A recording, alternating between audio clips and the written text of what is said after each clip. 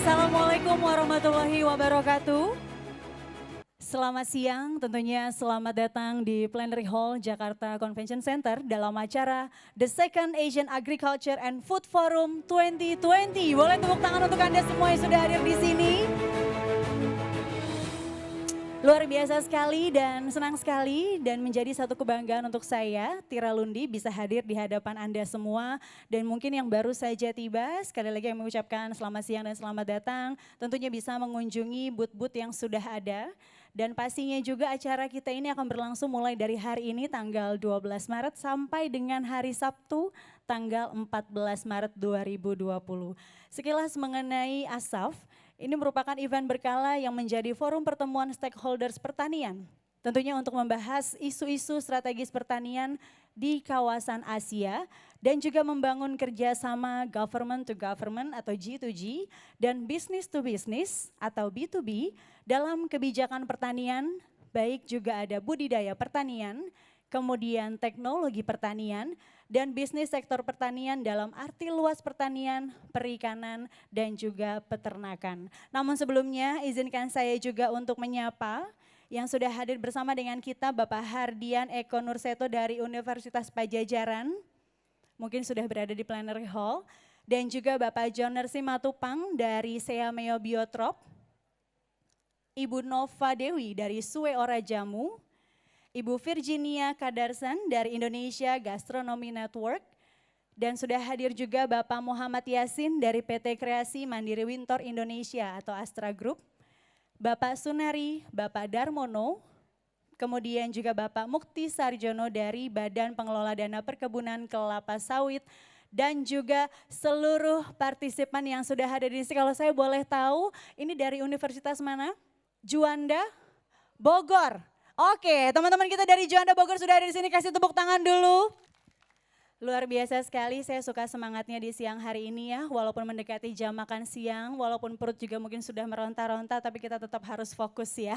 Oke, baik, dan juga tentunya acara ini dapat terselenggara berkat para sponsor yang juga mensupport acara kita, yaitu Emerald sponsor ada PT Karun Pokhan Indonesia dan juga PT Pupuk Indonesia Persero, Diamond sponsor PT Indofood Sukses Makmur Tbk, kemudian Platinum sponsor ada PT Astra International Tbk, PT Delameta Bilano Enkosis, PT FKS Multi Agro, dan PT Sumber Mitra Jaya.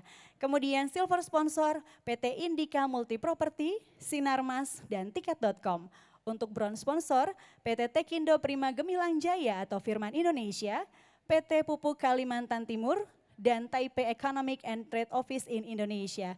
Dan pastinya juga ada Badan Pengelolaan Dana Perkebunan Kelapa Sawit. Kemudian untuk cover sponsor ada PT ACR Global Investment, PT Bank Rakyat Indonesia Persero, PT Daksap Enduro Ettore, dan juga PT Bank Mandiri Persero Tbk. Serta untuk beras sponsor, PT Pupuk Sriwijaya Palembang, dan masih ada lagi retail yaitu Bali Nusa Dua Hotel, Bisnet, PT Pindad atau Persero, PT Kereta Api Indonesia atau KAI Persero, Smart Friend, Sue Ora Jamu, PT Pura Barutama, Sarinah, dan juga Telkom Sigma. Boleh saya minta tepuk tangan yang sangat meriah untuk para sponsor yang sudah mensupport acara kita yang sangat luar biasa mulai dari hari ini sampai dengan 2 hari ke depan, jadi sampai hari Sabtu tanggal 14 Maret 2020. Baiklah hadirin sekalian, para tamu undangan dan juga tentunya partisipan yang sudah hadir di Plenary Hall, kita akan langsung saja mulai talk show untuk sesi yang pertama, yaitu akan membahas mengenal rempah Nusantara. Tentunya dengan mengedepankan judul khusus yaitu Rempah Nusantara dalam Khasanah Tradisi. Dan di sesi kali ini akan dimoderatori oleh Bapak Haidar Saleh dari Komunitas Jaringan Masyarakat Negeri Rempah. Kepada Bapak Haidar Saleh kami persilakan.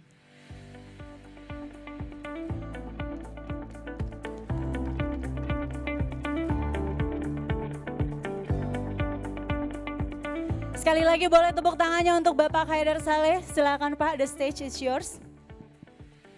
Terima kasih Mbak. Selamat pagi semuanya. Assalamualaikum warahmatullahi wabarakatuh. Nama saya Haidar Saleh dari Komunitas Jaringan Masyarakat Negeri Rempah. Mungkin boleh kami sampaikan pertama terlebih dahulu terima kasih kepada HKTI yang telah mempercayakan kepada kami untuk menjadi pengelola acara talk show ini. Boleh langsung kami panggil Kang Seto dari Universitas Padjadjaran ke depan.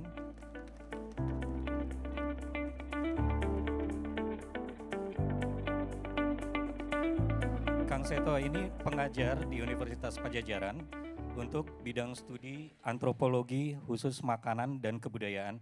Betul begitu, Kang? Iya. Kita panggil yang kedua, ini Akang juga, namanya Kang Joner Situmorang. Ada ralat sedikit Mbak, yang benar nama beliau ini Joner Situmorang, tapi asalnya dari Bogor ya. Jadi saya panggil Akang juga. Nah, Kang Joner ini adalah biolog yang saat ini beraktivitas, terima kasih, beraktivitas di Biotrop. Biotrop ini satu lembaga penelitian di Tajur, Bogor, yang berada di bawah naungan Seameo. Seameo itu sendiri sebetulnya adalah satu lembaga penelitian yang dibentuk bersama oleh kementerian-kementerian pendidikan negara-negara ASEAN. Mari kita sambut dengan tepuk tangan untuk keduanya. Silakan Pak Joner, silakan Kang Seto. Sebelum saya duduk, saya ingin memperkenalkan dahulu tema dari talk show ini, kemudian juga sesinya kita terbagi atas apa aja ya. Terima kasih untuk pengunjung yang telah hadir dan bersedia untuk mendengarkan talk show ini. Kami diberi waktu sekitar 1,5 jam, betul? Ya, 1,5 jam harusnya dimulainya setengah jam yang lalu, jadi kita boleh tetap ya 1,5 jam? Boleh ya. Jadi 1,5 jam dari saat ini mungkin berakhir jam 1. Kami harap kesediaannya untuk bertahan terlebih dahulu ataupun juga boleh langsung sambil makan nggak apa-apa. Jadi kalau misalnya mendengarkan dari meja-meja di belakang, nggak harus duduk di sini, nggak apa-apa juga. Tapi pada saat tanya jawab mohon bisa maju ke depan nanti ya. Kemudian kita akan membagi sesinya menjadi 20 menit masing-masing untuk presentasi, pemaparan, kemudian akan ada sesi tanya jawab. Kita cukup bagi 2 sesi ya tanya jawabnya. Lalu akan ditutup dengan kesimpulan. Begitu cukup ya untuk teman-teman semua ya. Nah, jika ada pertanyaan lain yang belum terjawab nanti boleh diserahkan ke panitia. Nanti kita akan diberikan dari panitia untuk mungkin bisa dijawab, sertakan juga alamat email atau nomor HP. Oke, nah kemudian temanya kami diberi acuan bahwa untuk sesi ini adalah rempah dalam khasanah tradisi. Nah kemudian kita tahu untuk ASAF sendiri kita memiliki tema untuk yang kekinian yaitu untuk teknologi dan inovasi. Kemudian juga ada bisnis forum untuk kaum milenial begitu ya. Nanti kita akan lihat benang merahnya pada sesi ini. Baik, saya akan coba mulai terlebih dahulu dari Kang Seto untuk paparannya. Mbak Mary, udah siap ya Mbak untuk presentasinya? Mungkin boleh ditayangkan dahulu ya presentasinya Kang Seto di layar. Betul ini Kang Seto ya? Oke. Ya, betul. Saya serahkan waktunya ke Kang Seto, silakan dimulai Kang. Oke, baik. Assalamualaikum warahmatullahi wabarakatuh. Ini saya duduk apa berdiri nih? Boleh. Baik. Bebas Kang. Iya. Bebas. Baik, saya diminta untuk bercerita sharing tentang gimana rempah dalam khasanah tradisi Indonesia. Basicnya saya adalah food anthropologist yang mengajar di Universitas Padjadjaran. Jadi saya ingin coba sharing sedikit tentang rempah dalam dapur Indonesia. Nah, ketika kita berbicara tentang rempah, tentunya kita tidak bisa lepas dari sejarah, tanda kutip sejarah kelam Indonesia dan juga sejarah panjang dari perdagangan rempah di Indonesia. Nah, boleh dilanjut. Oke, next. Ya, ada satu buku tulisannya Jack Turner tentang sejarah rempah. Jadi dia menulis dari erotisme hingga imperialisme Di sana di buku itu dituliskan bahwa Kepulauan Maluku, Ternate, Tidore, dan Sulawesi telah menjadi bagian dari pusat-pusat tanda kutip eksotis yang memproduksi rempah-rempah di Indonesia. Disebutkan juga ada pala, lada, kunyit, kayu manis, cengkeh, dan masih banyak lagi dalam buku itu. Nah, Jack Turner juga cerita bahwa sebetulnya dulu rempah-rempah ini sangat misterius gitu. Dia ceritanya terdengar seluruh dunia tapi orang nggak tahu ada di mana. Dia menjadi sesuatu yang lebih mistis kesannya gitu.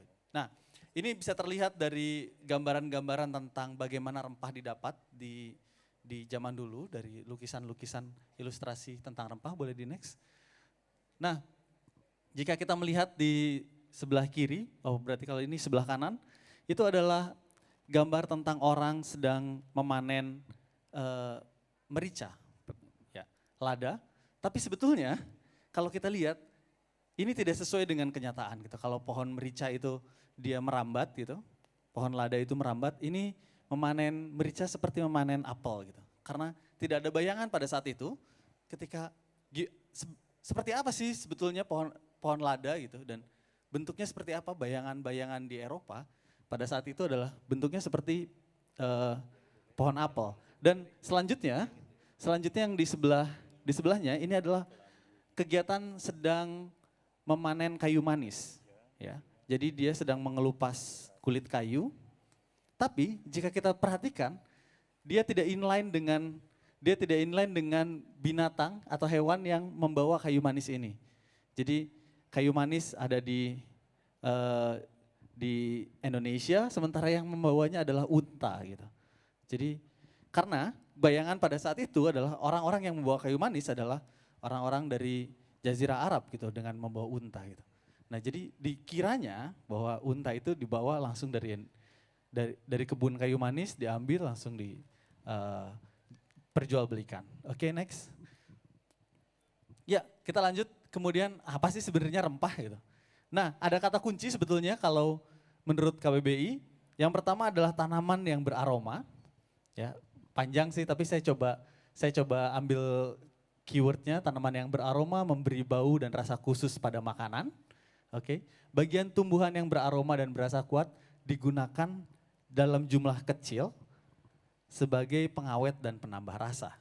Gitu. Jadi ini penggunaannya adalah untuk mengawetkan dan juga menambah rasa pada makanan. Karena studi saya tentang makanan gitu. Tentunya nanti Pak Joner akan cerita yang lain tentang rempah-rempah Indonesia yang bisa dimanfaatkan untuk komoditi yang lain. Nah, lalu Yasa Boga juga bilang sama bahwa rempah berasal dari bagian tanaman tertentu, dari akar, kulit batang, bunga, buah dan biji gitu. Nanti kita akan lihat detail-detailnya, boleh di next. Nah, ada umbi lapis. Umbi lapis ini teman-teman pasti sudah pada tahu semuanya, ada bawang-bawangan ya, bawang merah, bawang putih, bawang bombay gitu.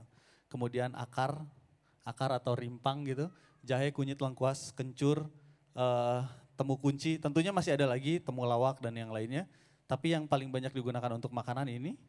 Kemudian biji, kulit dan bunga itu ada lada, ketumbar, kemiri, terus banyak lagi lah. Nanti kita akan lihat ada keluak, bunga lawang, kayu manis, daun-daunan ada daun jeruk purut, daun pandan, daun kemangi, serai, daun salam. Buah ada asam jawa, belimbing wuluh, ada yang tahu belimbing wuluh? Tahu ya, biasanya diapain ya? Di sayur, di sambal, ya benar. Ya ada tomat dan cabai. Oke, next. Boleh dilanjut? Nah kira-kira inilah gambarnya ya, kalau ada yang belum pernah lihat bawang merah, bawang putih gitu. Siapa tahu ada yang belum pernah lihat, ada di situ. Oke, umbi lapis, jadi dia tumbuh di tanah. Boleh dilanjut? Ini biji, kulit dan bunga, jadi ada bunga lawang, ada keluak, ada kemiri, pala, lada, ketumbar, jinten dan lain sebagainya. Oke, lanjut. Daun-daunan paling sebelah kiri, paling sebelah kiri adalah daun salam, terus ada daun jeruk, serai, dan daun pandan. Boleh dilanjut kemangi yang tadi. Ini buah-buahan, jadi paling banyak kayaknya kita makan hampir setiap hari menggunakan tomat dan cabai. Kayaknya nggak mungkin kita dalam sehari tidak mengkonsumsi itu. Jadi kita bisa bayangkan seberapa besar potensi pertanian untuk tomat dan cabai ini. Oke, lanjut. Nah, di mana sih sebetulnya kita bisa dapat rempah-rempah buat kita masak? Rempah-rempah ini udah sangat praktis, mudah didapat gitu. Kita kalau ke pasar semuanya udah di-pack sebenarnya. Jadi kalau di gambar sebelah kiri itu adalah rentengan plastik-plastik isinya merica kecil-kecil, udah di-pack kecil, terus isinya lada hitam, lada putih, jinten, semuanya udah di-pack, kita tinggal beli 2.000 murah. Murah sekali harganya gitu. Nah, terus juga ada bumbu inti. Nah, ini rempah inti ini menarik sih. Karena hampir di semua, kalau kita main ke pasar, di pasar-pasar itu biasanya ada satu jongko yang jualan bumbu-bumbu khusus makanan Padang gitu. Khusus masakan Padang, nah dia pasti punya nih yang namanya rempah inti. Jadi kalau kita mau bikin rendang udah tinggal masukin itu, udah powder semuanya, tambah santan, tambah cabai merah giling, udah langsung jadi. Nah sebelahnya yang paling ujung, ini adalah bumbu inti dari makanan-makanan Aceh. Jadi ada kayu manis, ada kapol, ada bunga lawang gitu. Itu, jadi kita sebetulnya sangat mudah untuk mendapatkan ini di pasar-pasar di sekitar kita. Hanya saja itu kita belum bisa sudah muncul beberapa brand yang bisa menaikkan value dari rempah-rempah ini. Tapi kalau kita melihat ini di pasar gitu, semuanya curah gitu dan harganya murah sekali. Oke, next. Nah, kalau kita ngomongin rempah dalam kuliner Indonesia gitu, dipakai di mana aja ya gitu ya, dipakai di mana aja ya. Nah, hampir di seluruh makanan Indonesia kita menggunakan rempah-rempah gitu. Nah, salah satu acuan yang saya selalu gunakan adalah buku Mustika Rasa. Buku ini terbit 1967 ya di tengah gonjang-ganjing politik pada saat itu. Tapi buku ini berhasil terbit, di dalamnya menuliskan 1.600 resep gitu dari makanan Indonesia dari Sabang sampai Merauke.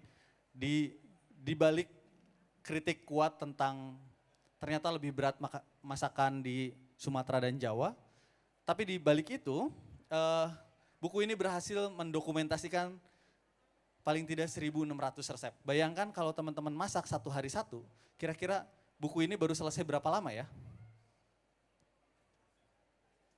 Kalau satu hari satu resep kita masak, kira-kira buku ini selesai berapa lama? Kita selesai masak semua menu yang ada di buku ini. Berapa kira-kira? 4 tahun? 4 tahun, 5 tahun kira-kira seperti itu. Jadi buku ini 5 tahun baru kita bisa selesai kalau kita masak satu hari satu. Nah, di dalam buku ini dia mengkategorikan beberapa bagian. Jadi ada makanan utama, lauk pauk basah, berkuah, lauk pauk tidak berkuah, lauk pauk goreng, lauk pauk bakar, sambal, jajanan dan minuman. Bahan-bahannya macam-macam dari mulai padi-padian, jagung, tepung, terigu, umbi-umbian, kacang, kelapa, kemudian buah-buahan, sayuran, daging, dan lain sebagainya.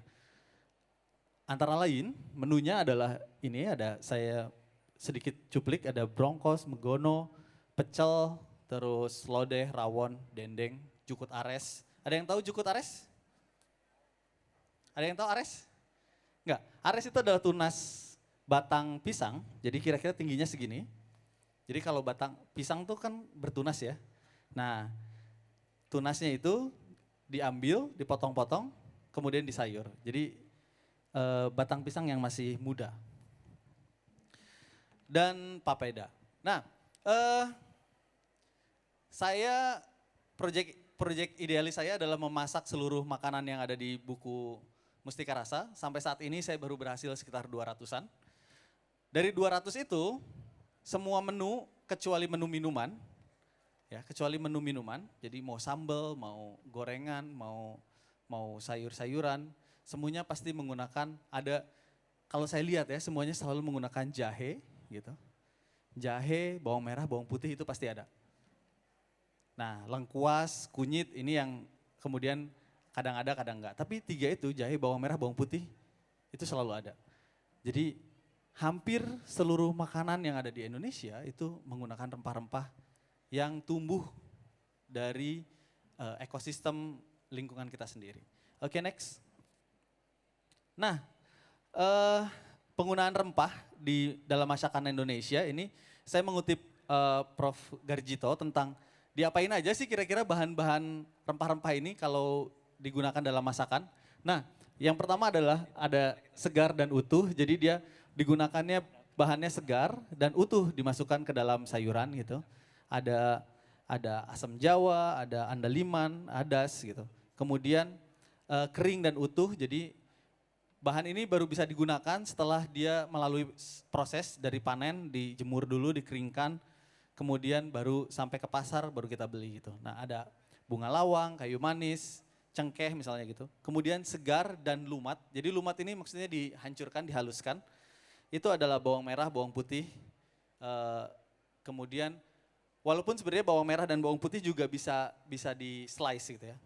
Nah kemudian ada kering dan lumat, ada ketumbar, merica, jadi kita selalu masukkan merica, ketumbar, kemudian kita ulek, dihaluskan dulu baru dimasak, disatukan dengan makanan. Ada pala, kemudian ada segar dan diiris, cabai-cabean, jeruk purut, daun jeruk purut, bawang putih, bawang merah, seperti itu. Oke, next. Nah, dari semua bumbu-bumbu yang ada gitu, sebetulnya kemudian kita bisa mengkategorikan ada beberapa bumbu inti dari makanan Indonesia. Saya mencoba menyederhanakan menjadi 4 bumbu gitu. Ada bumbu coklat, bumbu merah, bumbu kuning, dan bumbu putih. Kira-kira kalau bumbu coklat nih biasanya dipakai untuk brongkos atau rawon gitu ya. Nah kalau bumbu merah biasanya dipakai buat apa ya? Iya, balado benar. Kalau bumbu kuning? Gulai, apa lagi? Kari, baik. Apa? Ayam ungkep, ya benar. Ya, kalau bumbu putih? Bumbu putih opor. Ayo, kalau bumbu putih biasanya dipakai buat apa ya? Sop, iya ya betul. Sop, capcay gitu ya, tumis-tumisan. Oke, nah next. Nah apa yang kemudian saya lakukan selain menjadi dosen dan mengajar makanan dan kebudayaan adalah saya membuat sebuah aktivasi kolektif masak namanya Parti Gastronomi. Kami memperkenalkan rempah-rempah dan kuliner Indonesia melalui sesuatu yang lebih populer. Kalau misalnya nanti masih ada waktu kita bisa bahas apa itu Parti Gastronomi, tapi ini sedikit menjelaskan gimana sih sebetulnya kita bisa mengenalkan rempah-rempah yang ada di Indonesia adalah dengan salah satunya membuat pameran. Itu yang saya lakukan kemarin, baru minggu kemarin dilakukan di Jogja dan pamerannya masih berlangsung sampai tanggal 14 di Indie Art House Jogja. Itu adalah pameran makanan fermentasi sebetulnya di dalam jar-jar itu. Dan di sini kita membuat full set dinner dengan tema basa genep. Basa genep adalah bumbu dasar Bali. Jadi mirip bumbu kuning tapi dia lebih lengkap lagi. Ada mulai dari akar-akaran, terus wangen tuh sesuatu yang wangi kayak tumbar, terus kayu manis, pala ada di dalam situ, cengkeh. Nah, seperti itu. Oke, next. Iya, jadi mau makan apa siang ini teman-teman? Kira-kira? Nasi Padang? Oke, lapar banget itu kalau yang nasi Padang berarti. Ya, ini ada 3 contoh yang bisa kita lihat kalau makanan Indonesia yang kaya rempah itu seperti apa. Yang paling ujung sebelah sana adalah selat Solo. Selat Solo adalah makanan Solo yang terinspirasi atas interaksi mereka dengan Belanda. Jadi dia adalah sebetulnya mirip dengan beef steak tapi kuahnya lebih manis, lebih encer tapi dia tetap menggunakan cengkeh, pala, kayu manis dan merica di dalam kuahnya. Kemudian ini itia lado mudo, ya pasti pada lapar langsung semuanya. Ya di dalamnya ada sereh, cengkeh, pala, kemudian ada daun salam, daun jeruk, cabai hijau itu sudah barang tentu, dan bawang. Sebelahnya adalah, apa nih kira-kira sebelahnya nih? Soto. Soto, clue-nya ada sebenarnya di belakang tuh. Makannya pakai buras. Apa? Ya? Ya, Coto Makassar betul ya. Coto Makassar betul dia memiliki setidaknya 15 rempah-rempah di dalam kuahnya gitu. Jadi dia sangat kaya, ada 15 jenis rempah minimal di dalam kuahnya untuk menjadi sebuah Coto Makassar. Ya, mungkin itu penjelasan dari saya. Nanti kita bisa lanjut diskusi. Terima kasih. Mohon maaf jika ada kekurangan. Assalamualaikum warahmatullahi wabarakatuh. Waalaikumsalam warahmatullahi wabarakatuh. Tepuk tangan sekali lagi untuk Kang Seto. Jadi ternyata Kang Seto selain mengajar juga mempraktekkan ilmu-ilmu yang dia gali dari hasanah tradisi kita dan dipresentasikan, diungkapkan ke kita dalam bentuk yang lebih populer begitu ya Kang Seto ya. Untuk referensi kita terakhir, Kang Seto bekerja sama dengan tim arsitek ya Kang Seto di Bintaro Design District. Jadi bayangkan acaranya seperti apa ya. Mungkin boleh diceritakan sedikit. Untuk di Jakarta sendiri yang terakhir adalah di gelarannya Bintaro Design District, kita masak makanan untuk Bintaro Design District. Jadi pendekatannya adalah desain karena itu acaranya acara arsitek, acara desain. Kita menggunakan bahan piring dari pelepah Pinang. Kemudian kita masak juga dari bahan-bahan yang kita dapat dari pasar Bintaro di situ. Nah, yang terakhir ini yang proyek terakhir saya di tanggal 7 kemarin dan sekarang masih berlangsung. Kami bekerja sama dengan galeri seni di Jogja, Indie Art House. Kami memamerkan bahan-bahan makanan fermentasi, minuman fermentasi, kemudian bahan-bahan bumbu-bumbu dasar di dalam galeri. Jadi galeri seni kita rubah menjadi instalasinya jadi makanan gitu. Terus di belakangnya, di belakang galeri kita buat full set dinner dengan seating capacity 30 pack dan sold out gitu ya. Mereka makan dari makanan pembuka sampai penutup gitu. Kita giring mereka karena temanya pada saat itu adalah makanan fermentasi. Kita giring mereka merasakan makanan-makanan fermentasi yang ada di Indonesia gitu. Dan rempah-rempah adalah salah satu bahan utama untuk mengawetkan makanan. Wah, menarik sekali ya. Jadi bisa dibayangkan penyajiannya itu tidak hanya mengenai rasa tapi juga mengenai rupa ya kalau begitu ya. Iya ya betul. Jadi ketika kita ingin mempromosikan kuliner Indonesia, rempah Indonesia, yang paling penting adalah menarasikan kembali. Bagaimana kita bisa menarasikannya kembali dan mudah untuk diserap oleh halayak gitu, halayak ramai gitu. Baik. Nah mungkin kita juga semua penasaran ya. Nyenengin banget kayaknya kalau belajar di kuliahnya Kang Seto nih. Boleh diceritain sedikit nggak Kang?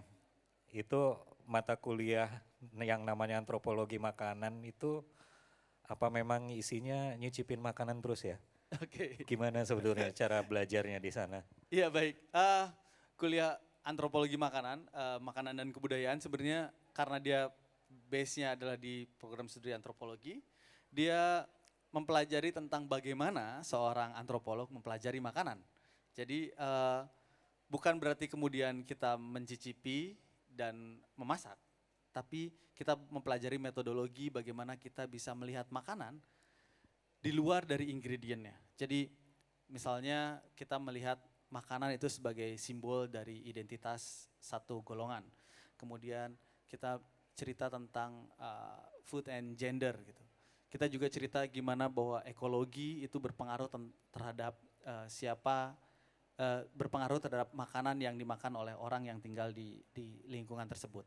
Nah, tapi intinya adalah bagaimana makanan itu dikonstruksi secara budaya dan diapresiasi oleh para warganya gitu, para masyarakatnya. Nah, kita belajar tentang itu. Tentunya kalau ngomongin makanan dan kebudayaan, kuliah makanan pasti ada si icip-icipnya ya. Harus ya. Gitu. Ya, jadi kita akan pergi kita akan pergi ke satu daerah, kita meneliti tentang makanan itu, kemudian kita coba rangkum, kita dokumentasikan gitu. Kerjanya sih seperti itu. Iya. Ini teman-teman yang kelihatannya dari kampus ini, kampus apa? Juanda ya? Oh dari Bogor. Wah ini sama dengan Kang Joner ini. Ngantar saya. Nah ini jurusannya apa? Pertanian semua ini. Ini jaket hijau ini khusus pertanian atau jaket kampus nih? Jaket kampus, memang udah khas ya hijau ya. Ada yang ingin kuliah sama Kang Seto enggak? Enggak ada. Kang Seto bisa enggak gitu bikin kelas-kelas gitu ke kampus-kampus? Iya, sebetulnya sekarang juga saya apa yang dikerjakan di Parti Gastronomi sebetulnya adalah untuk menyebarkan di luar struktur kampus ilmu-ilmu tentang antropologi makanan gitu sebetulnya. Nah, kalau saya masih bisa tampilkan slide satu lagi atau sudah? Mbak Mary? Ada sedikit apa sih sebetulnya yang bisa kita kerjakan ketika kita meneliti makanan gitu? Boleh, ada satu slide lagi enggak di situ punya Kang Seto? Ya, oke.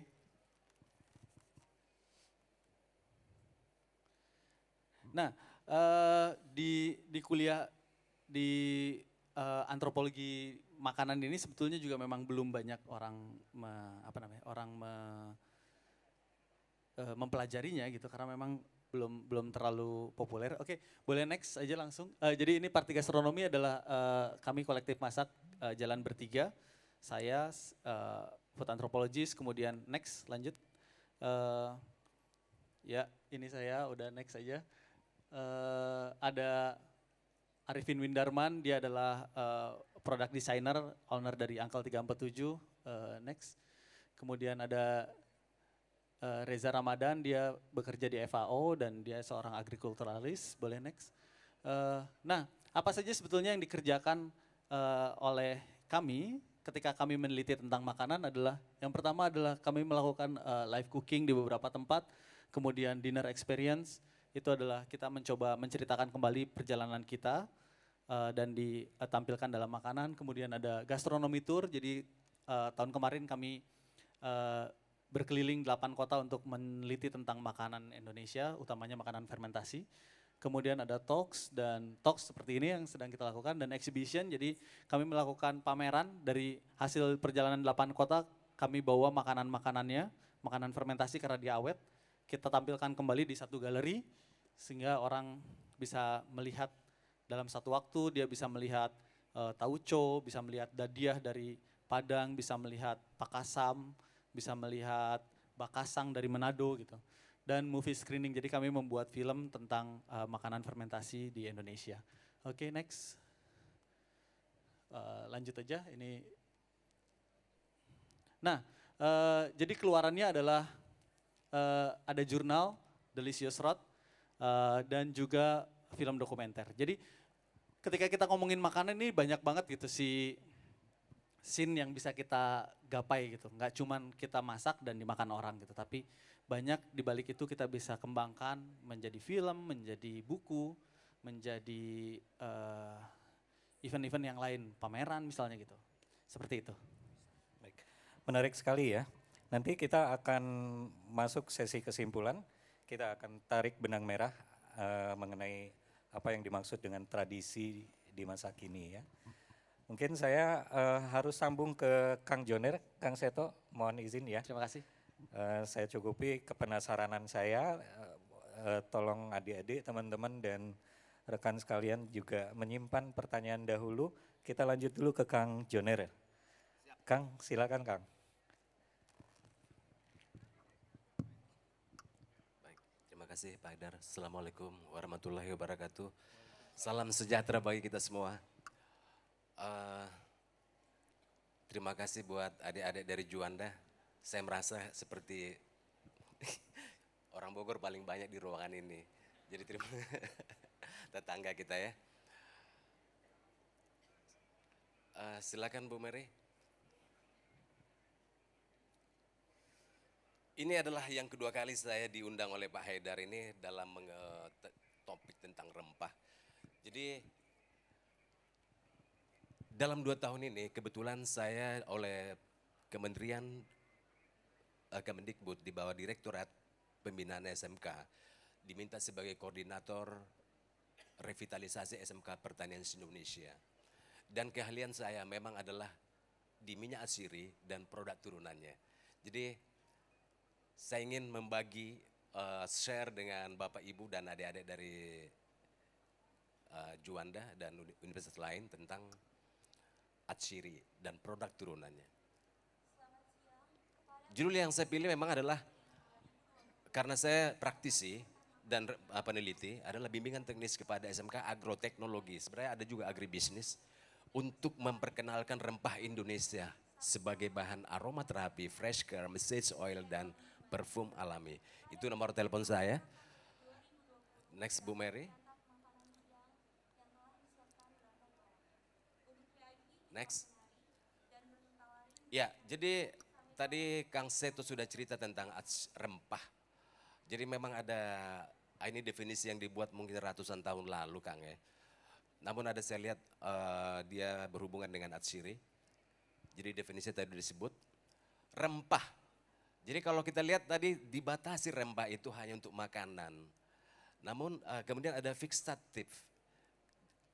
Dan kemudian ada di atsiri. Dan saya lihat Kang Seto memang antara rempah, dia memang jadi satu. Jadi di kemarin juga definisi tentang rempah ini sudah disamakan dengan atsiri. Atau yang sekarang disebut aromatic plant essential oil. Misalnya seperti kemenyan, dia adalah pengawet karena dia mengandung benzoic acid. Jadi sekarang produk-produk makanan alami di SMK, produk lemon dan jadi kita sarankan itu tidak menggunakan asam benzoat dari pasar, tapi dari kemenyan. Orang Bali sudah memakan kemenyan untuk pengobatan kanker. Parfum, pengawet parfum yang paling bagus adalah kemenyan. Jadi sehingga kalau boleh Pak, saya sebut di sini sekarang saya lebih atsiri atau aromatic plant essential oil. Secara fisiologi, saya ingin share bahwa minyak asiri itu adalah metabolit sekunder yang diperlukan oleh tumbuhan sebagai defense material, material pertahanan terhadap patogen dan lingkungan ekstrim. Misalnya cendana. Cendana Allah memberkahi minyak asiri ini satu saya lihat Bapak, memang sangat spesifik. Cendana tumbuh di Aceh, tumbuh di Kupang dan tumbuh di Australia. Tapi cendana yang laku di dunia hanya cendana dari Kupang. Itu karena santanol kontennya tertinggi itu hanya dari Kupang. Yang Australia tidak laku karena kadar santanolnya sekitar 20. Begitu juga di Aceh. Meskipun waktu itu yang membawa biji cendana itu dari India mampir di Aceh lanjut ke Kupang. Nah, ini kita lihat salah satu rahasia dari Allah yang membagi berkah dari atsiri ini. Next book. Yang ingin saya memang kembalikan, jadi biar kita maju di atsiri ini, bahwa Indonesia itu Allah berkahi merupakan produsen terbesar tanaman atsiri ini. Nilai bisnisnya 22 miliar dolar. Tapi mustahil kalau itu hanya kita gunakan, hanya petani kita hanya menjual jahe untuk kebutuhan makanan. Tidak sampai 1 miliar dolar pun enggak. Jadi nilai profit gain itu diperoleh setelah dia menjadi produk hilir. Aromaterapi, parfum. Karena parfum, misalnya parfum itu nilainya modalnya 100 ribu, tapi begitu dia sudah jadi parfum bisa laku 2 juta. Itu mereka ada terbitkan di jurnal. Jadi nilai jus di parfum Prancis itu hanya sekitar 2% dari nilai jual. Oke. Mari kita lihat poin 3, ini kesempatan apalagi adik-adik dari pertanian, mudah-mudahan juga tertarik nanti. Karena dari 100 SMK di seluruh Indonesia kita udah mulai arahkan membangun demplot, ekstraksi minyak asiri dan produk turunannya di SMK. Harapan kita di universitas juga mulai bangkit ini, karena nilai bisnisnya tinggi sekali. 22 miliar US dollar, hampir 286 triliun, itu M dollar. Jadi terlalu rendah posisi kita. Yang paling membuat saya menangis adalah yang merah ini. 95% masyarakat Indonesia menggunakan parfum sintetik. Ini budaya ini, dan kita tahu itu sintetik tapi kita pakai tiap hari. Aromaterapi, parfum. Saya yakin adik-adik ini juga pakai parfum pasti sintetik. Sintetik yang kalau kita cium dia, membedakannya ya, kalau kita cium dia 1 menit itu kita udah pusing. Tapi kalau yang berasal dari rempah atau tanaman, kita cium sepanjang malam pun nyaman kita. Sebenarnya saya membawa semua jenis minyak itu ada di sini. Dan saya juga nanti ada time nanti ini sudah teknologi membuat fragrance ini sudah sampai di SMK. Dan ini adalah parfum SMK. Nanti Bapak Ibu dan adik-adik udah boleh mentes apakah ini layak komersil or not. Jadi satu yang perlu kita poin ini, yang merah ini perlu kita rubah. Jadi kalau kita lihat ya nilai dari Indonesia 585 juta dolar, kita impor 400 juta dolar dari Cina dan Taiwan. Mudah-mudahan dengan corona ini saya berpikir ini bisa kita balik, tradisi budaya ini kita balik. Karena banyak impactnya bagi petani kita. Next Burin. Ini tadi udah disampaikan.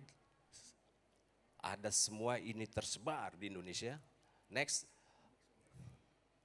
Mas Soy Melati, Mawar dan semua Indonesia kaya. Next. Banyak, bahkan ada di pekarangan kita. Sekarang di SMK di kota-kota kami ajarin tuh menggunakan limbah. Dari kulit jeruk manis, dari kemangi, itu mahal. Basil oil, orange oil, jeruk purut. Semua parfum menggunakan kelompok sitrus dan jeruk purut. Oke, next. Ini salah satu problem kita, bahwa para penyuling masih dilakukan secara tradisional. Kita berharap sebenarnya adik-adik dari pertanian ini mau jadi wirausaha di Atsire. Nilai bisnisnya bagus. Oke, nomor 2 tadi sudah kita diskusikan. Dan yang ketiga, globalisasi telah merangsang timbulnya nanti masyarakat edukatif untuk memilih apakah dia mau pakai parfum, mau hidup sehat atau tidak, atau menggunakan yang beracun tadi atau mau yang sehat. Ini sudah mulai berkembang. Jadi peluang Atsire sebagai raw material untuk parfum tinggi. Next, Boring. Bapak Ibu, inilah resiko dari menggunakan parfum sintetik, akumulasinya. Iritasi pada kulit, pernapasan. Bahkan kalau kita naik mobil ya, pakai AC, ada orang teman kita pakai parfum sintetik, mual gitu, muntah. Dan yang paling parah akumulasinya adalah cancer. Next, Bu. Ini yang perlu kita lihat Bapak. Jadi untuk mengembalikan kejayaan rempah Indonesia, saya selalu membawakan moto, mari kita bersama mengembalikan kejayaan rempah Indonesia. Karena konon dulu kita dijajah oleh Belanda 350 tahun karena hebatnya rempah Indonesia. Kemudian dengan moto lagi back to nature. Nomor 2 ini memang produk rempah atau minyak Atsire Indonesia perlu diproduksi dengan GMP, Good Manufacturing Practices, sehingga diperlukan SDM lah, SDM yang edukatif. Harapan kita adik-adik dari di luar yang SMK juga dari universitas telah ikut berperan di sini. Oke, teknologi tepat guna tentunya, kantor kami mengadakan BIMTEK untuk itu. Nomor 4, keahlian meracik fragrance. Karena meracik fragrance adalah bagaikan membuat satu simfoni. Kalau simfoni itu enak didengar, parfum juga harus enak dicium. Kalau simfoni yang mengkonsumsinya adalah telinga kita, tapi parfum adalah hidung. Harus nyaman, enak, dan sehat. Kemudian nomor 5 nih Pak Hedar, saya pikir nih saya berterima kasih ke HKTI dan Yayasan Rempah. Perlu kita lebih menggenjot ini sosialisasi penggunaan produk alami ini Pak. prihatin dengan masyarakat kita, 90%, 5% menggunakan synthetic parfum. Next. Saya kalau boleh lapor ke Bapak Ibu, inilah guru-guru yang datang dari seluruh Indonesia ke Bogor, Biotrop, dan mereka sudah expert di budidaya, ekstraksi atau menyuling dan membuat fragrance. Mulai dari hulu sampai ke hilir. Dan produknya, contoh produknya ada di meja kita. Next saja Bu. Mulai dari ujung Aceh sampai Papua. Aceh, memang Aceh ini bukan main. Jadi kalau rekan-rekan saya dari Dewan Atsiri Indonesia, kalau mendapat minyak nilam, minyak serewangi dari Aceh, mereka itu tutup mata. Memang kok tanpa apa mereka, karena kualitasnya memang tanahnya itu udah hebat. Gaharu dari Papua, sementara ini mereka masih kirim ke Jawa Timur untuk diusuling. Di sana harga per kilo 100.000, begitu sampai di Jawa 300.000, ongkos bawanya itu lebih mahal. Kita ingin itu di Papua ini, mudah-mudahan ada Pemda dari Papua. Gaharu dari Papua jangan dibawa kayunya, tapi dijual dalam bentuk minyak. Ini 800.000 per gram, teknologinya sederhana. Minyak gaharu, ada orang sebut minyak sorga. Semua kitab suci menuliskan kemasyhuran minyak gaharu. Semua agama menggunakan minyak gaharu. Batu adzal aswad selalu embalm dengan minyak gaharu. Jadi terkenal ini dengan minyak Arab. Oke, next saja Bu. Ini hanya saya lapor data-data. Jadi ini tahun lalu ini. Inilah para guru yang melakukan nanti training of trainer di SMK sampai ke masyarakat di desanya. Kita tularkan bagaimana mengembangkan rempah atau atsiri di daerah yang spesifik potensial di daerahnya. Di SMK dibangun demplot, terjadi pembelajaran dengan teaching factory kurikulum dengan sistem blok. Mudah-mudahan dengan Menteri Pendidikan yang baru ini bisa diakselerasi. Harapan kita sehingga pencapaian mengembalikan kejayaan rempah Indonesia kita ini oleh SDM unggul lebih cepat ya.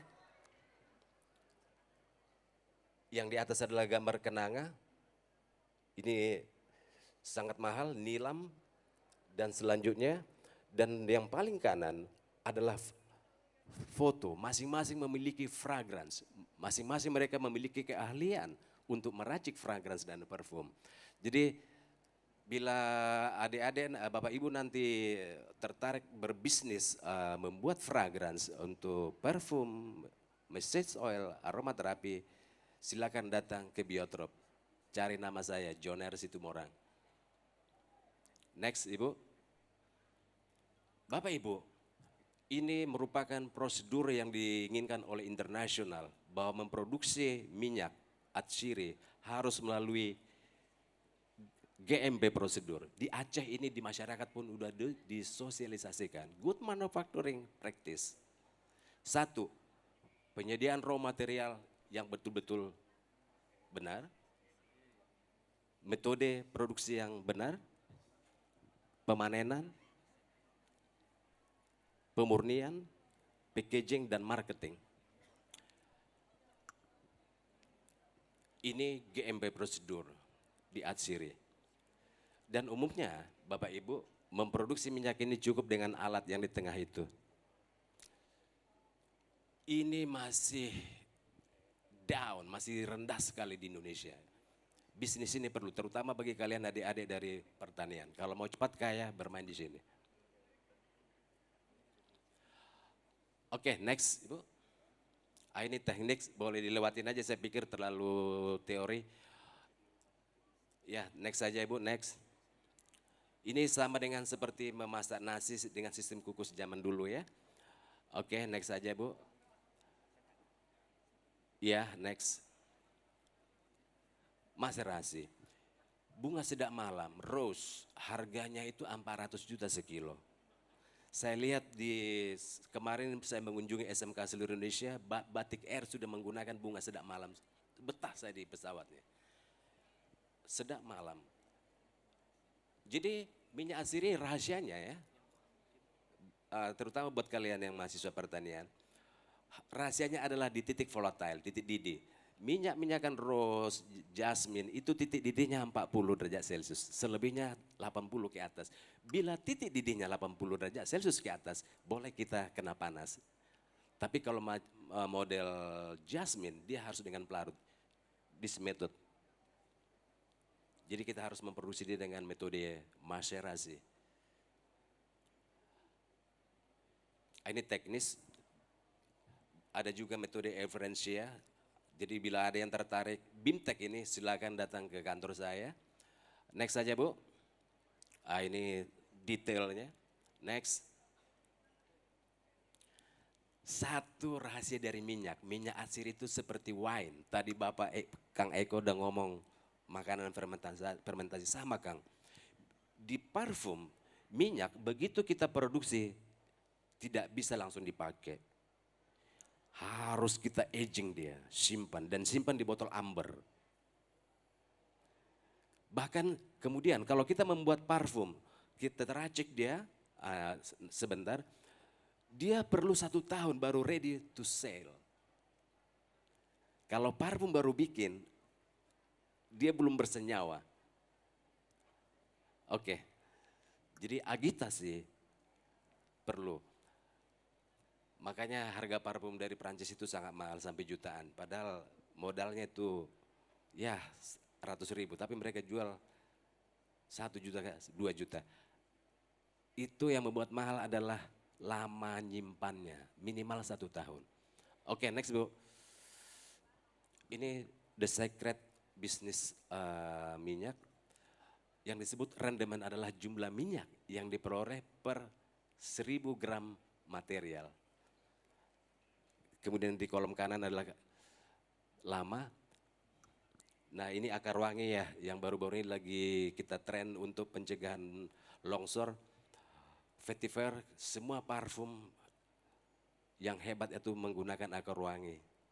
Cendana, gaharu itu biasanya khusus untuk Middle East. Dan semua parfum high quality selalu menggunakan jeruk purut. Tadi Bapak juga pakai jeruk purut. Jadi untuk mengangkat aroma dari campuran woody spicy naik ke atas itu dia menggunakan kelompok citrus. Orange, jeruk purut, grape. Ya next. Hasil pendampingan kita. Jadi ini saya mau tunjukkan perkembangan asir Indonesia. Silakan Bu, next. Aceh, umumnya Aceh yang sudah berkembang. Ini di Aceh Selatan, SMK Pasir Raja. Loksukon, kemudian Bustanul, ini SMK baru umur 2 tahun, bahkan madrasah. Hebatnya, baru 2 tahun mereka sudah rilis menjual kafir lime, minyak jeruk purut online, yang paling kanan itu. Baru SMK-nya baru 2 tahun, jadi ada pemerintah yang membangun ratusan SMK di pelosok untuk pemerataan SDM. Di Sumbar, ini yang di tengah ini Kang Seto juga pakai nih untuk bumbu apa namanya itu serai dapur, lemongrass ya. Limbahnya ini di samping sebagai biopestisida juga digunakan ya mencegah DBD ya, karena dia repelen untuk serangga. Oke, next Bu. Gaharu. Gaharu itu nilainya mahal, mulai dari 200.000 sampai 700 juta per kilo. Ini perlu kita kembalikan kejayaannya. Kebetulan saya juga peneliti dan yang menularkan ilmu ini, transfer teknologinya. Kalimantan, ini kita kembalikan melalui SMK. Dan harapan kita memang nanti pengembangan asirin Bapak Ibu, bila mana tanaman itu harus ada di pekarangan murid. Dari pekarangan murid tertular di pekarangan masyarakat. Jadi ini yang diinginkan oleh Kemenko kemarin jadi program Bina Desa. Sehingga menjadi unit bisnis di desa itu. Oke, nah ini kemudian serai dapur atau serai wangi itu sudah di packing oleh SMK untuk mendukung industri pariwisata kuliner Pak. Jadi ada satu rahasia Pak, kalau makanan sudah enak ini ikan, tiba-tiba setelah dihidangkan yang makan duluan bukan kita, tapi lalar. Jadi dengan minyak serewangi, si lalar tidak datang. Kita nyaman makan. Jadi bagus ini Pak. Ide bagus ini dari siak kecil. Next. Market minyak asiri memang sudah banyak online melalui Instagram, Facebook. Coba klik, apapun sudah dapat di sana.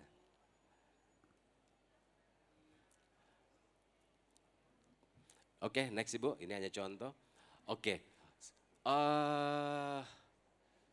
ini memang sangat teknis dan nilai bisnis atsiri atau rempah Indonesia bisa kembali jaya bila pelakunya untung.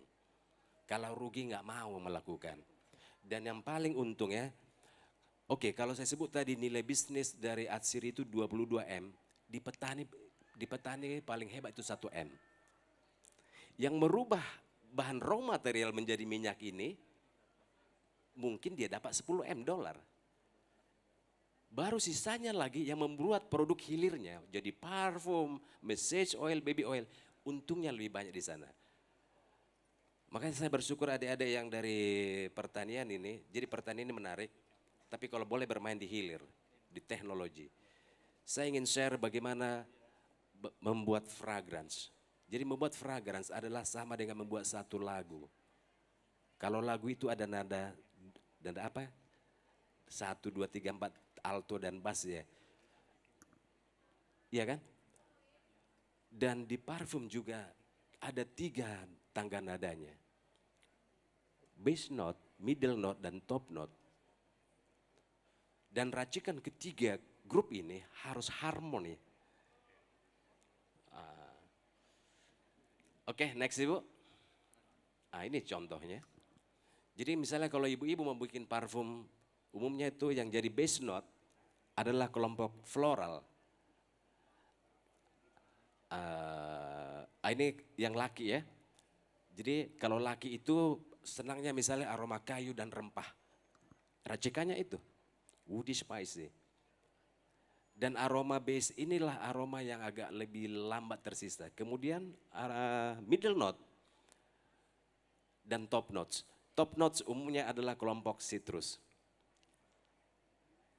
Jadi biasanya kalau bintek di saya itu, semua minyak kelompok ini tersedia di mejanya, kemudian setiap person, individu menselect the best aroma. Di grade dia. Setelah itu, baru mengkonsep ini backbone-nya. Mudah sekali. Dalam 2 jam bisa ahli membuat fragrance. Oke, next Ibu. Kemudian tadi kita udah punya botol campuran base note, middle note, dan top notes. Kemudian kita campurkan dia. Oke, next. Dan ini satu rahasia, mana volume yang paling besar dia duluan. Ya, ini merupakan kunci. Next Bu. Ini satu formula.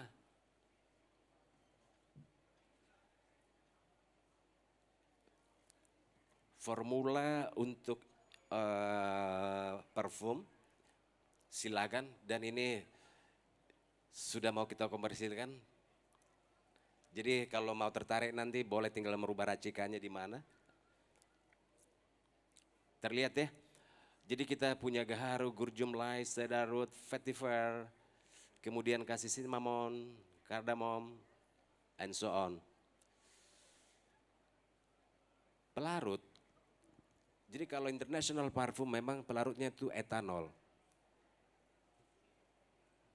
Kemudian kalau ada juga dengan pakai virgin oil.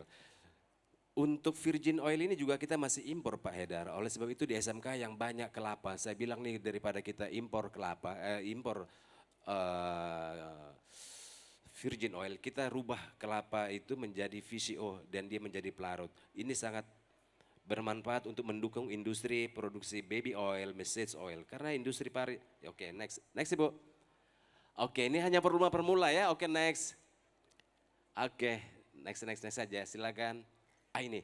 Jadi kalau adik-adik nanti ketemu di parfum ada dia EDT, EDP itu ditentukan oleh konsentrasi fragrance di pelarutnya. Next. Ini penggunaannya. Jadi kalau kita mau anak-anak si fragrance paling tinggi 2%, kalau kalian tuh boleh sampai 15%. Oke, next. ini parfum SMK dan semua enak. Oke, next. Oke, jadi memang parfum itu harus bisa membantu kita menghindari stres ya. Jadi sekarang banyak itu di kantor dibuat aromaterapi biar nggak stres lah. Aroma pala menghindari stres. Jadi pala campur bunga-bungaan nyaman kita bekerja. Next saja Bu. Jasmine untuk pengantin. Kenapa nggak kita buat aromaterapi jasmine di ruangan kita? Jadi kita selalu gairah kita oke gitu loh. Next. Oke, next saja Bu. Cara penggunaannya tidak perlu gini-gini. Jadi di nadi ya penggunaannya. Oke, next. Ini fresh care. Jadi ini fresh care, ini formulanya. Ada cengkeh, cinnamon, pala, rosemary.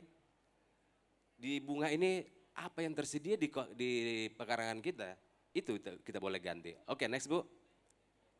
Minyak pijit, massage oil. Perlu penghangat badan, kita ada pilihan cengkeh, kajeput, eukaliptus, kemudian biar kulit halus pakai serai dapur, biar enak, bisa jasmine, kananga, dan nomor 1 dan 2 itu hanya mengangkat untuk menyegarkan. Jadi mudah sekali. Next Bu. Begitu, terima kasih. Terima kasih Kang Joner.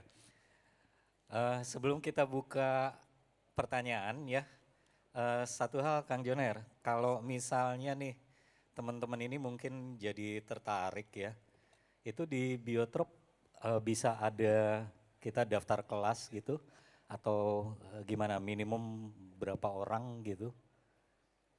Ya Pak Edar, jadi saya ingin mulai bulan April ini sampai Desember kita lakukan BIMTEK per 10 orang bagusnya Pak. Jadi teaching factory memang dia harus bisa melakukan, misalnya membuat parfum itu minimal 3 kali. Yang pertama dengan tangan kita, yang kedua kita udah mundur 1 meter, yang ketiga kita udah jauh ngopi, dia udah ahli. Dan semua produk yang dibuat oleh dia jadi milik dia dibawa. Per 10 orang Bapak. Per 10 orang Per ya? 10 orang lama 1 hari. Nah 1 hari, cukup ya 1 hari? Cukup. Baik. Nah begitu tuh teman-teman ya, jadi kalau habis acara ini mau daftar ke Kang Joner, ngumpul 10 orang gitu ya. Nah kita buka sesi pertanyaan ya, kita mulai dengan 3 pertanyaan nih. Tolong sebutkan nama, lalu ditujukan pertanyaannya ke Kang Seto atau Kang Joner. Silahkan dimulai. Terima kasih, nama saya Fahmi dari perguruan tinggi. Kang Seto, ada mitos di masyarakat dulu, katanya di daerah Sumatera antara Padang sampai Aceh, itu ada daun ganja itu untuk masak rendang atau masak apa. Apakah ini mitos atau benar-benar ada, setelah itu dilarang oleh pemerintah karena memabukkan? Apa benar seperti itu sejarahnya? Terima kasih. Assalamualaikum warahmatullahi wabarakatuh. Pertanyaan kedua.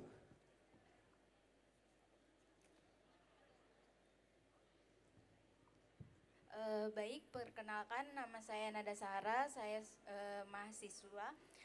Jadi pertanyaan ini akan diajukan kepada Kang Joner. Jadi pertanyaannya begini, di kampus kami salah satu dosen kami sudah membudidayakan itu gaharu.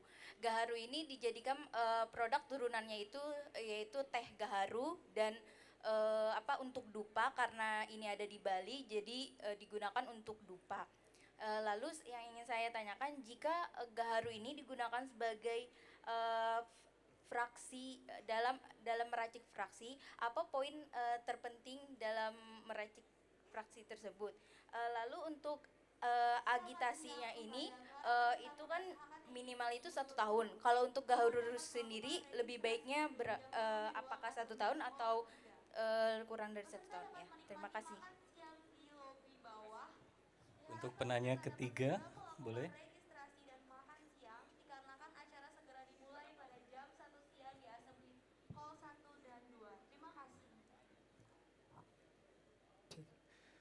Baik, perkenalkan nama saya Fikri Herlambang dari perguruan tinggi. Tadi Kang Joner mengatakan bahwasannya penggunaan untuk minyak wangi itu tidak harus ke seluruh badan, melainkan ke nadi-nadi aja. Nah, apa alasannya penggunaan minyak wangi itu ke nadi-nadi? Terima kasih. Baik, kita batasi 3 pertanyaan dulu ya. Ini boleh langsung dijawab, mau dari Kang Seto dulu ya? Boleh ya? Baik, terima kasih Pak Fahmi. Ya, daun ganja untuk masak. Berat ini jawabnya. Ya, pohon ganja sebetulnya dia perdu dan dia ada di mana-mana, semak-semak gitu. Dan ekosistem Aceh sampai Minangkabau itu cocok untuk area tumbuhnya. Dan memang untuk beberapa masakan ada yang menggunakan itu, hanya saja sekarang sudah dilarang gitu. Jadi kalau ada yang pakai ya bisa ketangkap sebetulnya. Tapi secara ini edible, dia bisa dimakan. Gitu, Pak. Jadi memang ada ya? Ya. Itu bukan mitos ya? Sudah terjawab Kang Dede ya? Nah, untuk pertanyaan kedua dari Mbak Nada ke Kang Joner mengenai budidaya gaharu. Baik, terima kasih Pak Edar. Ini kalau boleh saya sedikit tentang ganja ini. Boleh dikit Bapak ya? Boleh Jadi banget. kebetulan memang karena saya lahir juga dekat Aceh, memang untuk bumbu. Tapi yang paling populer belakangan ini adalah untuk CBD, obat Bapak. Jadi dia diekstrak jadi minyak, kemudian yang berbahayanya dibuang. Dia memang obat yang hebat. Thailand sudah turun, Amerika udah jauh 5 tahun lalu. Harapan kita dan beberapa bulan yang lalu ada satu diskusi hangat tentang itu untuk tujuan pengobatan. Dan saya sebagai peneliti mendukung untuk pengobatan. Terima kasih. Terima kasih Kang Joner. Saya lanjut nih kalau boleh saya share. Sebelah sini tolong ini diedarkan dan dicium nih produk SMK ini. Oke. Jadi ini dicoba dites hanya satu aja boleh dikelilingin, itu produk adik-adik kita dari SMK. Nanti kalau ada yang lain belum nggak kebagian boleh cium ke sini ya. Baik, saya jawab pertama pertanyaan nada. Nada apa nih? Nada merdu ya, simfoni indah. Kebetulan saya bawa juga minyak gaharu ini, hasil sulingan saya 2 hari lalu. Jadi, dan saya juga bawa air gaharu. Air gaharu ini kebetulan begini Bapak, saya cerita satu. Istri saya asma, nurun ke anak saya nomor 1, tinggal di Bogor, asmanya kambuh. Jadi berkali-kali saya bawa ke dokter, memang dokter bilang kami hanya tidak bisa sembuh total.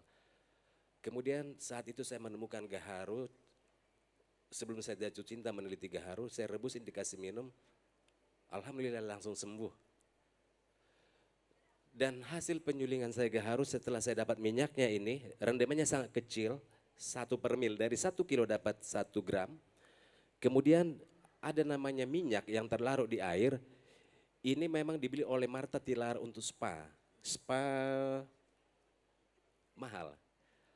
Dan Flora Malaysia menuliskan bahwa gaharu itu adalah the king of herbal medicinal.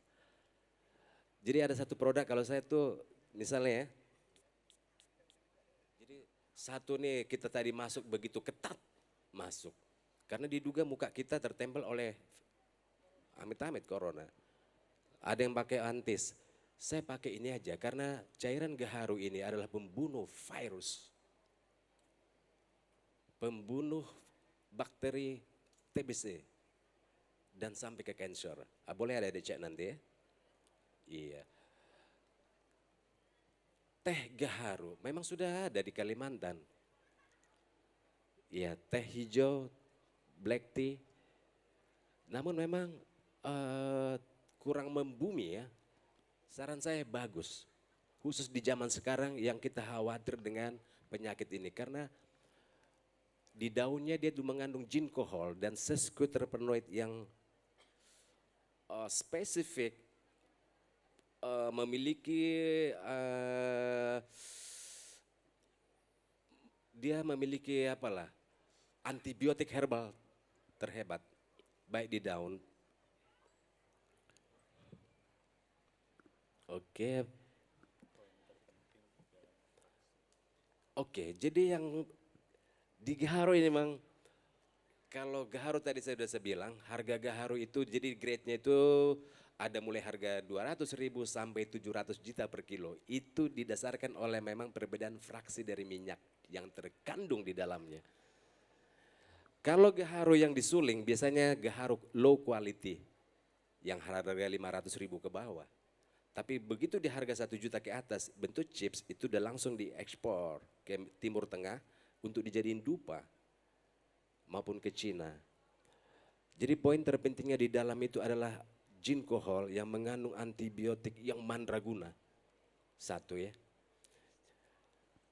Anda boleh cek di Google bahwa Cina gaharu itu sudah digiling, dia dimasukin kapsul. $500 satu kapsul. Itulah hebatnya gaharu.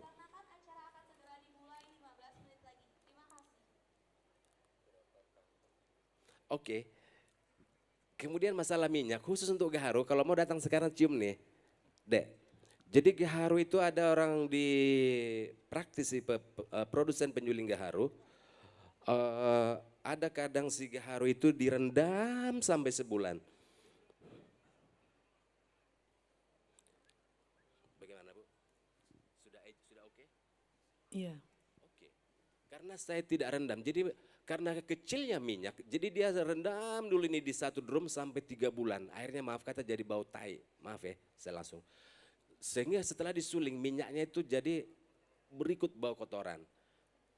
Namun jadi dia perlu di aging sampai setahun sehingga dia komersil. Namun bila serbuk gaharu itu tidak kita rendam, Ibu tanya deh sekali, mungkin saya bohong. Oke nggak Bu aromanya? Komersil langsung. Ini baru bulan ini kita produksi. Komersil ya?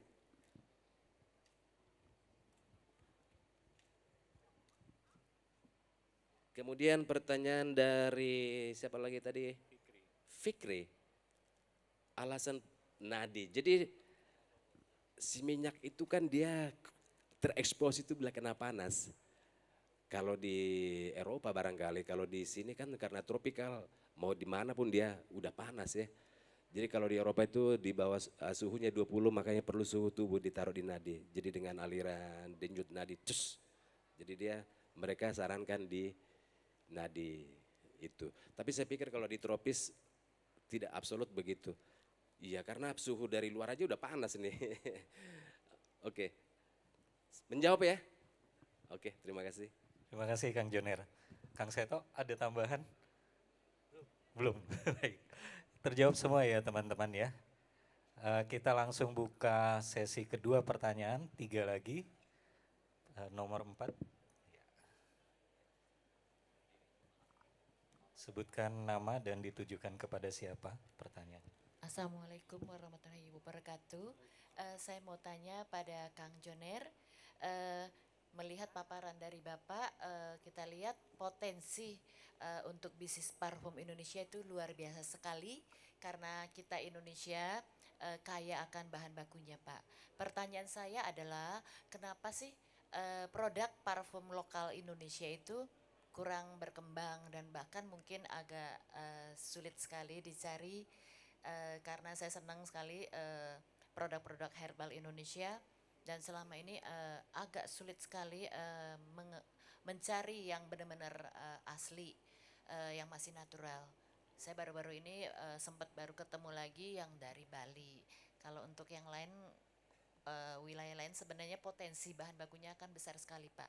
Tapi kenapa kita belum mungkin mengembangkannya Pak? Terima kasih.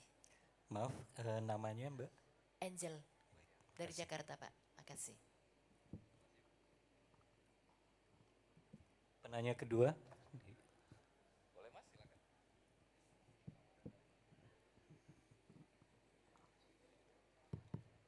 Assalamualaikum warahmatullahi wabarakatuh. Saya dari Universitas Juanda Bogor, nama saya Bagas Denugroho. Saya ingin bertanya kepada Kang Joner. Kang, tadi kan udah Akang paparkan tentang cendana. Cendana Indonesia yang berada di Kupang itu memiliki potensinya bagus. Kalah dengan yang Akang bilang tadi Australia. Yang saya bertanyakan ini Kang, selain dari yang Akang paparkan tadi, adakah sisi lain untuk bisa membedakan kenapa cendana di Kupang itu bagus? Contohnya misalnya dari media, lingkungan, atau dari cuaca negaranya masing-masing Kang. Terima kasih Kang. Wassalamualaikum warahmatullahi wabarakatuh. Waalaikumsalam. Maaf tadi agak tersamar namanya. Bagas Dianugroho. Bagas. Iya Pak. Baik. Pertanyaan terakhir ada? Mas, kita tambah ya, nanti ada penanya keempat. Assalamualaikum warahmatullahi wabarakatuh. Nama saya Irmayani dari Universitas Juanda Bogor. Saya mau bertanya kepada Kang Seto. Kang, selain pameran, apalagi strategi Kang Seto untuk memperkenalkan rempah-rempah Indonesia melalui makanan? Sekian, terima kasih. Makasih. Ini ada penanya di sebelah sini. Kita tambah satu ya. Mas, boleh ada penanya satu lagi Mas di sini.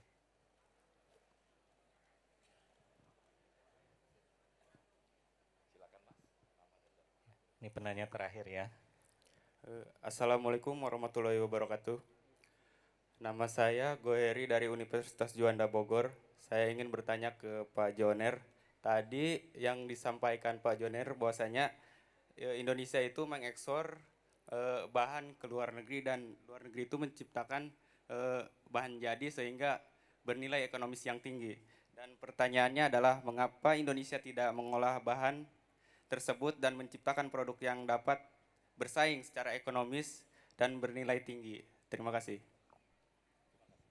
Baik, ada 4 pertanyaan terakhir ya. Ini terbagi paling banyak ke Kang Joner. Enggak apa-apa Kang Seto, Kang Joner dulu jawab. Mangga Kang. Mulai dari Ibu Mbak Angela ya. Mengapa parfum lokal kurang berkembang? Lalu Mas Bagas, sisi lain mengapa cendana Kupang itu bagus? Mbak Irma ke Kang Seto, terus Mas Buhairi ya. Kenapa sih Indonesia nggak mengembangkan produk hilir begitu? Silakan. Baik, terima kasih Ibu Angel. Jujur Bu Angel, saya baru 3 tahun di Adsir ini. Dan di akhir tahun 2019, saya udah nyaris frustasi. Jadi ceritanya begini, saya bawa nih, parfum itu setelah kita buat, aromanya itu tidak enak. Etanolnya itu mendominasi. Ada saya bawa nih yang baru. Kemudian setiap bulan saya buka, nggak mantul, tidak komersil. Alhamdulillah di Januari kemarin saya ciumin semua koleksi dari SMK ini. Enak. Kemudian grup kita kan masih terpelihara. Saya suruh mereka cek juga produk mereka dan semua mereka tertawa. Ini yang membangkitkan semangat saya bahwa kita mampu. Jadi ini misalnya Bu, Ibu udah cium tadi, aroma etanolnya itu sudah boleh dibilang zero, padahal etanol di sini 80%. Jadi sangat beda sekali. Ini yang membangkitkan semangat saya dan saya infokan berita ini ke calon wirausaha di parfum. Butuh 1 tahun. Simpan ini produk, baru botolin, label jual. Ini problemnya nih. Itu Bu. Dan tentu itu satu ya, dan tentu yang kedua adalah ahli meracik. Jadi tadi racikan saya paparkan jelas itu ya. Itu boleh silakan di copy paste, diracik sedikit, rubah. Jadi racikan itu, di sini juga ada racikan Ibu. Saya tadinya berpikir bahwa di sini kita bisa demo meracik. saya ada racikan fragrance di sini. Fragrance for home dan feme, enak. Tolong Kang Seto dicium dan kritik. Ya karena memang kritik itu mahal. Ya kita butuh kritik. Jadi kritik, kalau kami di Biotrop, kami mengundang para pakar itu mahal bayar ratus juta untuk mengkritik. Karena tanpa kritik kita nggak berkembang. Oke. Jadi mudah-mudahan harapan saya Ibu, jadi pembuat parfum adalah pencipta lagu. Kebayang ya, pencipta lagu. Karena dia menciptakan notes-notesnya. Jadi di saat membuat fragrance butuh suasana yang mood, suasana yang enak, dan di hadapan dia tersedia berbagai jenis minyak asiri yang sudah murni dan aging. Ini semua sudah melalui analisis GCMS. Adik-adik dari universitas tahulah, gas kromatografi. Jadi semua ada indikator yang dia lolos seleksi. Misalnya citronella, dia harus mengandung 35% citronella. Itu indikatornya. Cendana, ini langsung saya jawab aja ya. Hanya cendana dari Kupang yang mengandung santanol 40-50. Di Aceh 20. Jadi minyak cendananya itu mendem. Yang di Australia yang lebih dingin di bawah 20. Jadi yang komersil 38. Karena dengan minyak cendana yang mengandung santanol 38 bila kita masukin di fragrance, disitulah baru aromanya terekspresi, mantul. Itu untuk sekalian untuk cendana ya. Jadi itu didukung oleh alat GCMS. Saya yakin di Juanda belum ada itu. 1,5 M harganya. Tapi boleh kok, jadi kalau punya sampel nanti, biasanya satu sampel itu 300.000 kok biayanya untuk mahasiswa. Untuk riset, silakan ya. Ada lagi yang belum terjawab oleh saya Pak? Mengapa Indonesia tidak memproduksi bahan hilir? Ya, ini kompleks ini jawabannya. Setiap saya bergaul dengan orang-orang pebisnis Kang Haidar, setiap bisnis punya mafianya. Makanya untuk minyak asir ini saya membawa jamaah SMK. Ya jamaah SMK, jadi gerombolan SMK untuk memproduksi ini. Jadi ya kita bangkit sama-sama. Yaitu, dan mudah-mudahan nanti juga bisa dibantu tersosialisasi. Nampaknya sudah ya? Saya pikir sudah menjawab ya? Oke, terima kasih. Terima kasih Kang Joner, nanti izinkan saya menyimpulkan ya dari situ. Tapi Mbak Angela ini juga menjawab ya pertanyaan Mbak Angela yang pertama.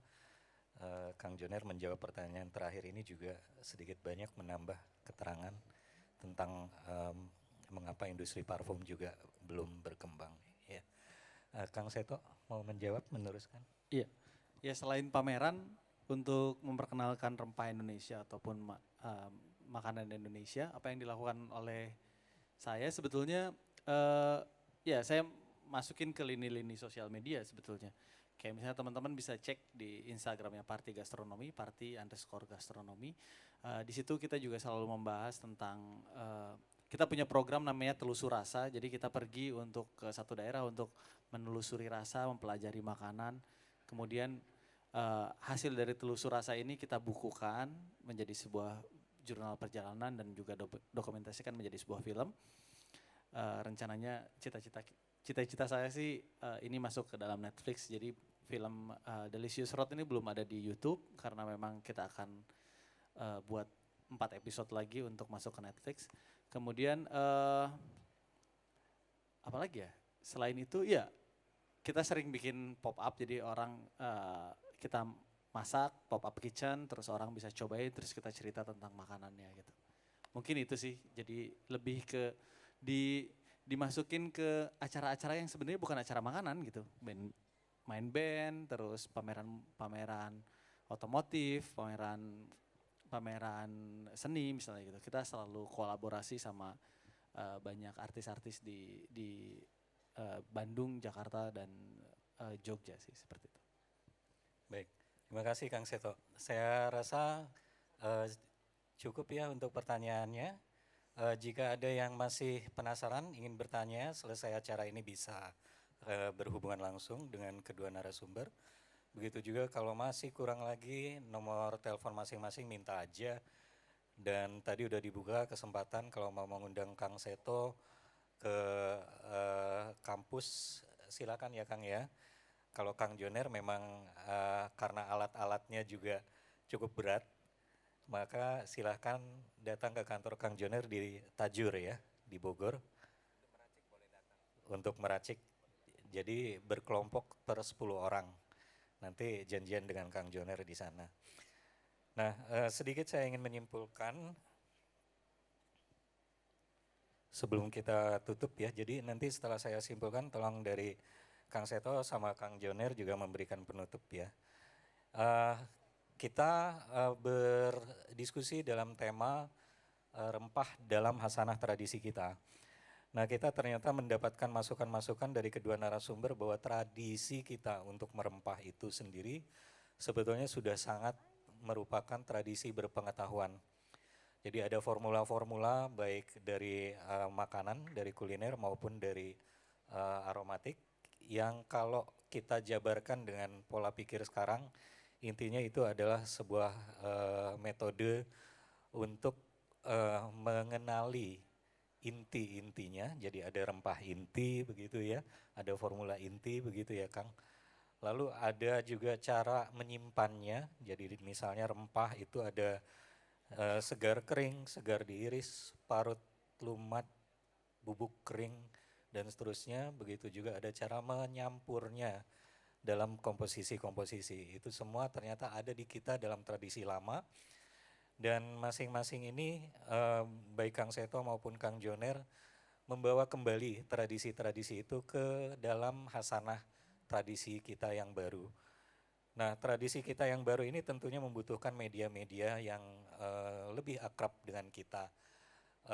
Mungkin tadi belum tersebutkan oleh Kang Seto, tapi kami mengenal Kang Seto ini justru dari awalnya yang disebut acara-acara memasak akhir pekan, ya Kang. Jadi acara memasak akhir pekan ini adalah mengajak ibu-ibu dan anaknya untuk mengenai rempah ini selalu mengedepankan kolaborasi. Masing-masing bisa saling berhubungan langsung, silakan. Jadi nanti produk-produk ataupun media yang keluar dari hasil kolaborasi itu adalah milik kita bersama. Nah, kurang lebih itu kesimpulan kami mengenai narasumber ini. Lalu kami harapkan sebetulnya dari kesimpulan ini maka kita bisa membangun kembali sebuah paham ya. Jadi bahwa kita punya komoditas yang sangat beragam dengan jumlah yang sangat banyak karena negara kita negara yang kaya. Himpunan Kerukunan Tani itu tentunya adalah produsen komoditas. Namun kita juga harus bisa belajar bagaimana komoditas ini sebetulnya bisa bernilai tambah ratusan kali lipat begitu ya Kang Joner jika kita mengenali produk-produk turunannya. Nah, produk-produk turunan ini disebut sebagai produk hilir. Jadi kalau komoditas itu adalah ketika kita panen, kemudian produk hilir ini adalah ketika dipakai oleh end user sebetulnya. Nah, bentuknya bisa beragam. Jadi kalau dari makanan tadi sebetulnya sekarang berkembang istilah kuliner itu molekular gastronomi begitu ya. Jadi makanannya itu dipecah-pecah. Jadi kalau tadi ada fraksi untuk aromatik, ternyata juga ada fraksi untuk rasa ya, rempah makanan. Jadi fraksi itu membagi-bagi makanan atau zat itu menjadi kandungan kimianya begitu dan kemudian mencoba mencampur kembali kandungan-kandungan kimia itu menjadi sesuatu yang baru. Nah, disitulah kita melihat bagaimana tradisi ini sebetulnya berkembang menjadi sebuah inovasi dan teknologi. Kurang lebih itu kesimpulan dari kami, mungkin dari Kang Seto mau kasih kata penutup Kang? Oke, iya untuk memperkenalkan rempah Indonesia dan melestarikannya, salah satu caranya adalah kita terus mengkonsumsinya dan menarasikannya kembali menjadi sesuatu yang lebih populer, itu sih. Selama kita tidak pernah menceritakannya, kita tidak pernah menggunakannya, dia akan hilang dengan sendirinya gitu. Ya, itu aja. Inspiratif sekali, Kang Joner. Kata penutup Kang. Terima kasih, saya mengajak Bapak Ibu dan adik-adik mahasiswa, mari kita sama-sama mengembalikan kejayaan rempah Indonesia dengan menggunakan produk alami dari rempah Indonesia itu juga. Sehingga masyarakat kita yang sejahtera dan sehat bisa kita capai. Terima kasih. Terima kasih kepada kedua narasumber. Terima kasih juga kepada para pengunjung dan penonton di sini. Terima kasih kepada panitia. Mungkin ada yang mau disampaikan, Mbak, dari panitia. Oke, boleh sekali lagi saya minta tepuk tangannya untuk moderator dan juga kedua narasumber kita yang sudah ada di sesi talk show yang pertama ini. Dimohon untuk tidak kemana-mana dan dimohon untuk berdiri karena kita akan ada penyerahan token of appreciation. Kami mohon kesediaannya Bapak Haidar Saleh yang akan menyerahkan kepada kedua narasumber kita. Setelah ini untuk para pengunjung, tamu undangan jangan kemana-mana, akan ada hadiah untuk Anda. Mungkin untuk yang pertama boleh diserahkan kepada Bapak Joner Simatupang dari Seameo Biotrop, boleh kita iringi dengan tepuk tangan. Dan selanjutnya kepada Bapak Hardian Eko Nurseto dari Universitas Pajajaran. Terima kasih karena sudah menyampaikan talk show yang sangat luar biasa yaitu mengenal rempah Nusantara. Sekali lagi boleh kita berikan tepuk tangan